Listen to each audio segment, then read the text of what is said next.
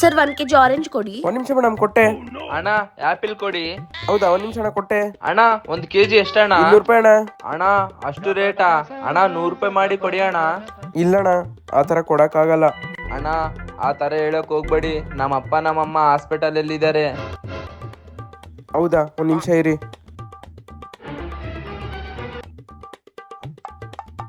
ಅಣ್ಣ ಇದು ತಗೊಳ್ರಣ. ಅಣ್ಣ ಇವೆಲ್ಲ ಯಾಕೆ ಕೊಟ್ಟಿರಣ್ಣ? ನಾನು ಕೇಳಿದ್ದೆ ಆಪಿಲ್ ಅಷ್ಟೇ.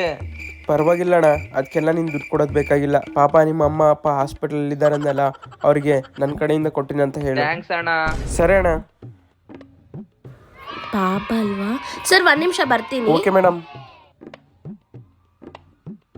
ಸರ್ ನಿಮ್ಮ ಅಪ್ಪ ಅಮ್ಮಂಗೆ ಏನಾಗಿದೆ ಸರ್? ಅವ್ರು ಯಾಕೆ ಹಾಸ್ಪಿಟಲ್ ಇರ್ತಾರೆ? ನಮ್ಮಪ್ಪ ನಮ್ಮಮ್ಮಗೆ ಏನಾಗಿಲ್ಲ ಮೇಡಮ್, ಅವ್ರ ಹಾಸ್ಪಿಟಲ್ ಕೆಲಸ ಮಾಡೋದು, ಅದಕ್ಕೆ ಅಲ್ಲೇ ಇರ್ತಾರೆ.